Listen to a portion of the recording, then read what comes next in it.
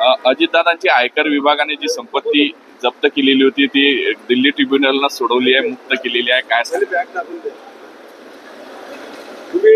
मैं नहीं खाऊंगा ना खाने दूंगा हा जो मंत्र आहे हा मोदींच्या लोकांसाठी नाही, हा देशामध्ये कष्ट करणारे, मेहनत करणारे, त्यांच्याकडून जीएसटीच्या माध्यमातून पैसे गोळा केले जातात आणि त्यांच्या मूडवर मित्रांना दिल्या जातात.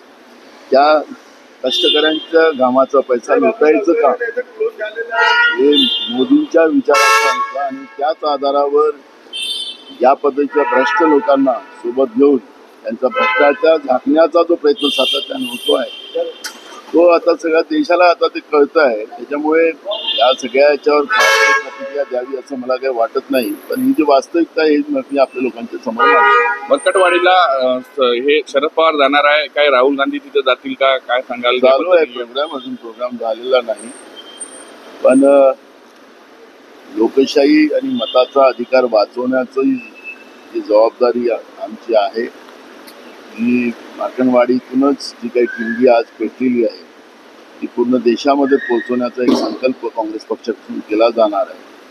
राहुलजींशी माझं काल बोलणं झालेलं आहे. तो प्रोग्राम तयार करण्याचं काम चालू आहे. सगळी माहिती, मतदार याद्या आणि या सगळ्या गोष्टीचा अभ्यास दिल्लीमध्ये सुरू आहे.